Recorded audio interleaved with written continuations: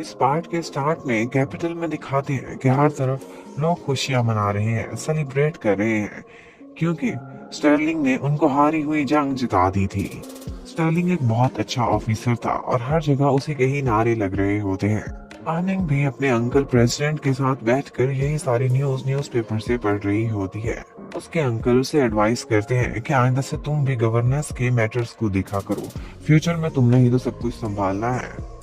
इतने में लो मिंग हाय वो प्रेसिडेंट के पास आता है और उनको कुछ न्यूज़ देता है। कहता है कि मुझे कुछ लेटर्स आए हैं आपके लिए। मिस्टर प्रेसिडेंट को वो भी रिपोर्ट्स मिलती हैं कि किस तरह से ज़ीचुआन शियू ने बॉर्डर गार्ड्स को बचाया था जब लू फेंग फैमिली ने उनके माउंटेन्स पर हमला किया था। वो वहां पर ब्रेवरी दिखाने वाले सारे ऑफिसर्स को मेडल्स और अवार्ड्स देने का फैसला करते हैं।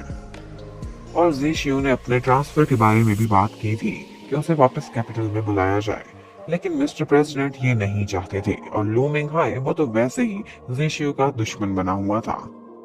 थोड़ी देर बाद आनिंग अपने अंकल से रिक्वेस्ट करती है कि मैं चाहती हूँ कि वहां पर अवार्ड्स देने के लिए मैं जाऊं, आप नहीं। आपने खुद ही तो कहा था कि मुझे गवर्नेंस और सारे मैटर्स में जाना चाहिए। अब एक्चुअली असल बात ये थी कि वो जी शियू से मिलना चाहती थी, उसे बहुत दिन हो चुके थे। उधर जी शियू अपना कमरा देखता है तो हैरान रह जाता है। हर चीज बिल्कुल टाइडी अप थी, उसके कमरे में फ्लावर्स भी पड़े हुए थे।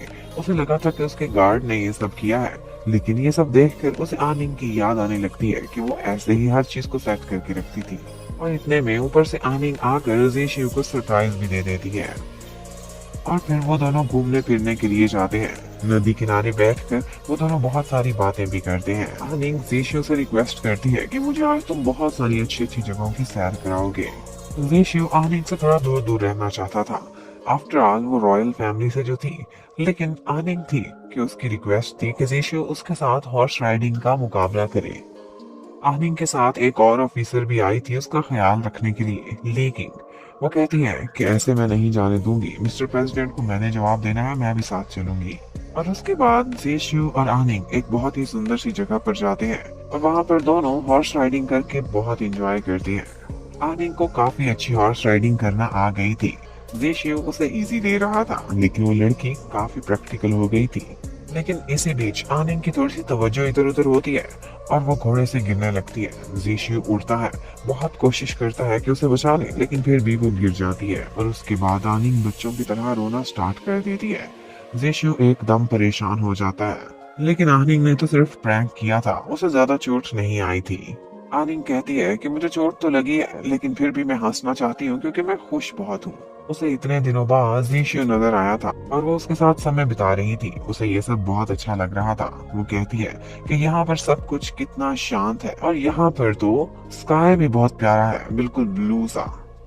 जीशियू दिल में कहता है कि आनिंग मैं तुम्हारे आने से काफी खुश हुआ हूँ, लेकिन उसके सामने खामोश रहता है। उसके बाद जाते जाते आनिंग जीशियो से पूछती है कि तुम्हें अपने कमरे में फ्लावर्स नजर आए थे, वो मैंने सेट किए थे। और वाकई ऐसा ही तो हुआ था। जीशियो को वो फ्लावर्स देखते ही आनिंग की याद आ गई थी और आनिंग भी, वो भी तो अवार्ड सेरेमनी का बहाना लगाकर सिर्फ जीशियो से मिलने के लिए ही आई थी। उसके बाद वो दोनों एक प्यारी सी जगह पर पेड़ के नीचे बैठकर बहुत सारी बातें करते हैं। आनिंग एक क्यूट सी इनोसेंट सी लड़की थी।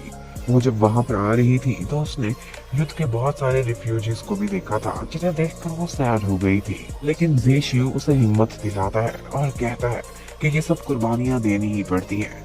हम भी तो लड़ते हैं इसीलिए, ताकि हमारी टेरिटरी सेफ रह सके।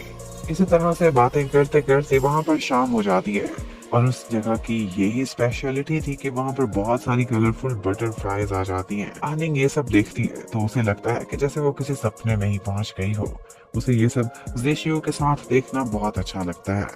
और उसके बाद वो सारे लोग कैंप की तरफ वापस जाते हैं। आज कैपिटल से मेहमान आए हुए थे, बहुत स्पेशल गेस्ट्स, तो वहां पर कैंप में फूड वाइन हर चीज बहुत स्पेशल थी। वो सारे लोग मिलकर खाना खाते हैं और इसी बीच जेशियो को नए ऑर्डर्स भी मिल जाते हैं। ऑफिसर ली किंग उसे बताती है कि प्रेसिडेंट ने ऑर्डर किया है कि अब तुम्हारा फिर से ट्रांसफर किया जा रहा है और अब उसे नई जगह पर सिर्फ रिक्रूटमेंट करने के लिए भेजा जा रहा था। ये सुनकर सारे लोग काफी अपसेट हो जाते हैं। जेशु इतना ब्रेव ऑफिसर था, लेकिन उसकी बार बार ट्रांसफर की जा रही थी और साथ ही साथ उसे अब रिक्रूटमेंट का काम दे दिया था। ये काम ऐसे लग रहा था जैसे उसकी इंसल्ट करने के लिए उसे दिया हो। पर जेशियो फिर भी नॉर्मल रहता है, किसी को कुछ भी फील नहीं कराता और उसके बाद सारे कहते हैं कि वो अर्निंग के लिए कुछ परफॉर्मेंस दिखाए। जेशियो फौरन से मान जाता है और फिर वो अपनी तलवार के साथ कुछ स्टंट्स करता है और बहुत अच्छे परफॉर्म करने के साथ साथ कुछ पोइम्स भी पढ़ता है। अब अगले दिन आनिंग के जाने का टाइम हो गया था। उसका बिल्कुल भी जाने का मन नहीं कर रहा था, लेकिन जेशियो से कहता है कि तुम अभी जाओ वरना लेट हो जाओगी। आनिंग ने जेशियो को एक गिफ्ट भी दिया था, उसमें एक नाइफ था और ये था जेशियो की प्रोटेक्शन के लिए। अब आनिंग वापस चली जाती है तो जेशियो के भी नई जगह जाने का टाइम हो जाता है। उसका यहाँ का कमांडर काफी सैड था, उसके जेशियो से दोस्ती भी हो गई थी और नई जगह पर जहाँ उसे भेजा जा रहा था वो कोई अच्छी जगह नहीं लग रही थी। और ट्रूप्स को हायर करने का ये छोटा मोटा सा काम जेशियो के पर्सनालिटी पर मैच नहीं करता था। और यहीं पर ही ये पार्ट खत्म होता है। थैंक